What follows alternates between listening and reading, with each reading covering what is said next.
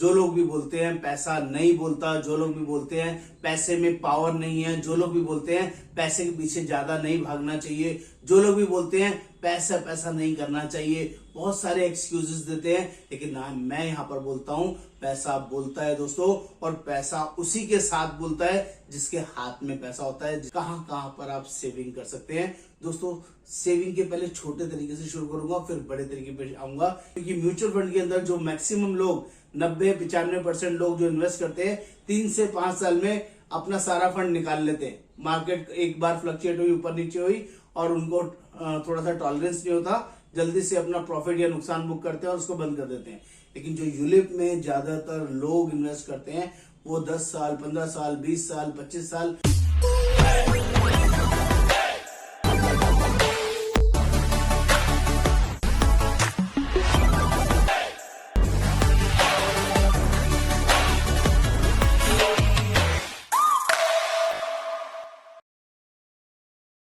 नमस्कार दोस्तों, आज मैं आपको पैसे की जर्नी के ऊपर लेके जा रहा हूं दोस्तों। पैसा बोलता है, जो लोग भी बोलते हैं पैसा नहीं बोलता, जो लोग भी बोलते हैं पैसे में पावर नहीं है, जो लोग भी बोलते हैं पैसे के पीछे ज्यादा नहीं भागना चाहिए, जो लोग भी बोलते हैं पैसा पैसा नहीं करना चाहिए, बहुत सारे एक्सक्यूजेस देते हैं। लेकिन ना, मैं यहाँ पर बोलता हूँ पैसा बोलता है दोस्तों, और पैसा उसी के साथ बोलता है जिसके हाथ में पैसा होता है, जिसकी जेब में पैसा होता है, जिसके घर में पैसा होता है। और जिसके पास पैसा होता है उसमें पावर, उसकी वर्किंग, उसकी दोस्ती, उसके फ्रेंड्स, उसके सर्कल, सब कुछ बहुत ज्यादा होते हैं। और जिसके पास पैसा नहीं होता है लोग उससे दूर भागते हैं। जो लोग पैसा मांगते हैं उससे लोग दूर भागते हैं।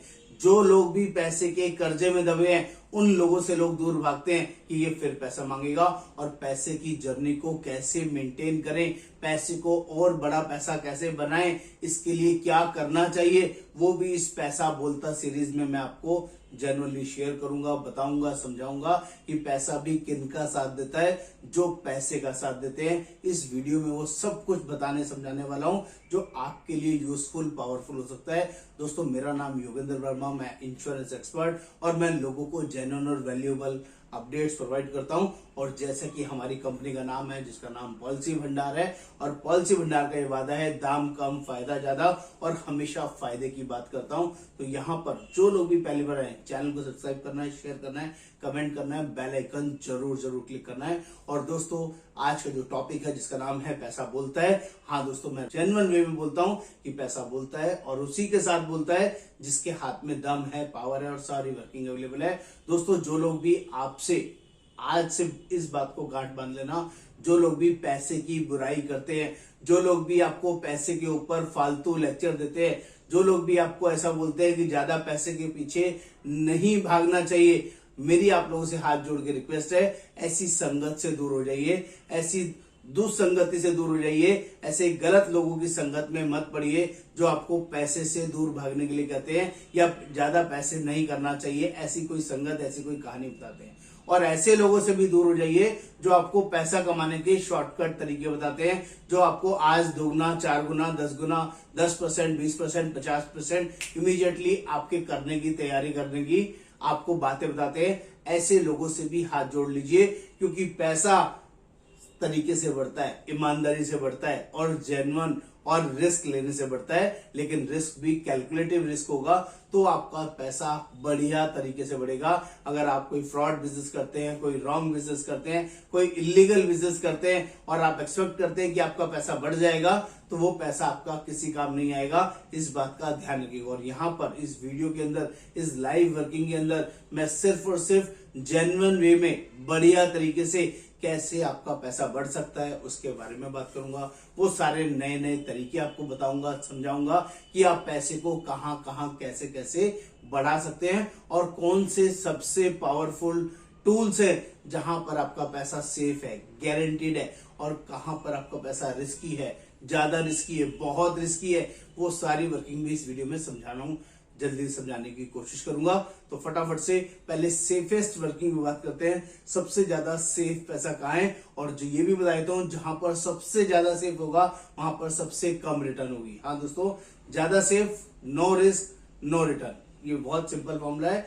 आप अगर बैंक की एफडीज करते हैं, आरडीज करते हैं, पोस्ट ऑफिस में पैसा जमा कराते हैं तो वहां पर लो रिस्क होता है और आपका पैसा सेफ रहता है, ज्यादा कुछ बिगड़ता नहीं है और वहां पर रिटर्न्स भी आपको कंपैरेटिवली कम मिलने वाली है। इवन साथ में बात कर लेता हूँ ट्रेडिशनल प्लान्स की, गारंटेड प्लान्स की, नॉन गारंटेड प्लान्स की, जो हमारे इंश्योरेंस के किसी भी कंपनी के गारंटेड नॉन गारंटेड प्लान्स होते हैं। इनमें 4 से 6% की रिटर्न आती है। एफडी के अंदर 2%, 3%, 4%, 6%, 7% की सालाना रिटर्न आती है और उसमें टीडीएस कट जाता है। इंश्योरेंस में टीडीएस नहीं कटता है, लेकिन वहां पर आपका इंश्योरेंस भी रहेगा और आपका सेविंग भी होगा। लेकिन ये लॉन्ग लास्टिंग लंबे प्रोडक्ट है।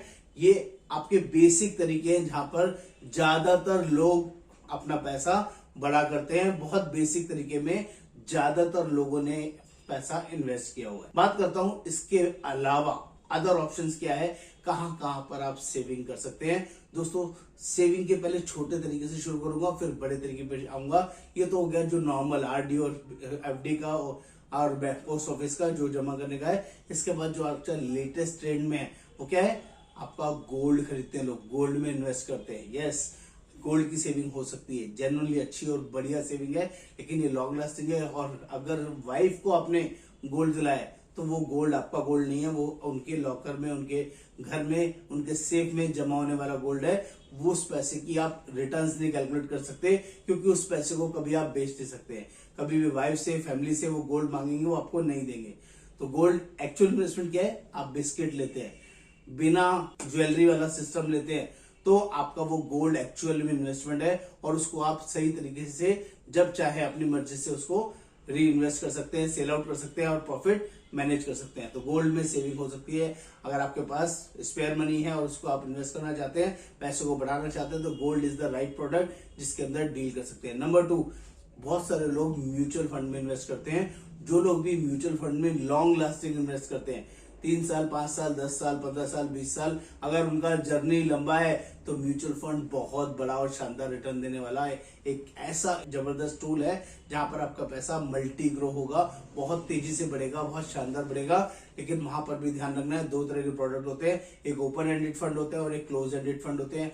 क्लोज एंडेड फंड में अगर आपने पैसा इन्वेस्ट किया तो वो टैक्स सेविंग फंड्स होंगे और 3 साल का लॉक इन पीरियड रहेगा। ओपन एंडेड फंड्स जो होते हैं उसमें कोई लॉक इन नहीं होता, कोई वेटिंग पीरियड नहीं होता, कोई टैक्स सेविंग नहीं होती। तो वहां पर कभी भी आप डाल सकते हैं, कभी भी निकाल सकते हैं। तो दोनों तरह के फंड्स अवेलेबल हैं, लेकिन आपको अपना एज क्राइटेरिया, अपना रिस्क एपेटाइट, बहुत सारी चीजों का ध्यान रख के कई तरह के फंड को चूज करना है। आपको ग्रोथ फंड लेना है, आपको मिड टर्म फंड लेना है, या आपको गवर्नमेंट फंड्स लेने हैं। उसमें सोच समझ के इन्वेस्ट करना है कि उसकी डेंसिटी, उसकी जो रिस्क है वो कितना एपेटाइट है और उसको आपको सूट करता है या नहीं। लेकिन म्यूचुअल फंड बहुत बढ़िया और शानदार इन्वेस्टमेंट है।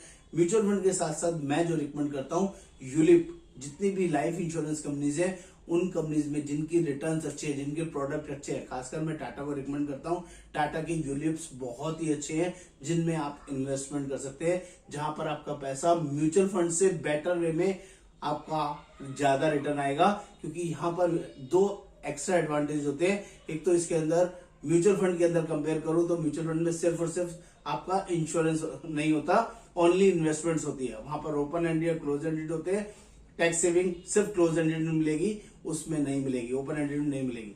जब आप यूलिप में इन्वेस्ट करते हैं तो पहला सबसे बड़ा बेनिफिट टैक्स बेनिफिट मिलता है। दूसरा सबसे बड़ा बेनिफिट आपका लाइफ इंश्योरेंस कवर रहता है, जो कि काफी अच्छा और बढ़िया रहता है। प्लस तीसरा बेनिफिट आपकी मैच्योरिटी ट्रांसपेरेंट रहती है और लॉन्ग लास्टिंग ज्यादा चलती है as compare to mutual fund. क्योंकि म्यूचुअल फंड के अंदर जो मैक्सिमम लोग 90-95% लोग जो इन्वेस्ट करते हैं, 3 से 5 साल में अपना सारा फंड निकाल लेते हैं। मार्केट एक बार फ्लक्चुएट हुई, ऊपर नीचे हुई, और उनको थोड़ा सा टॉलरेंस नहीं होता, जल्दी से अपना प्रॉफिट या नुकसान बुक करते हैं और उसको बंद कर देते हैं।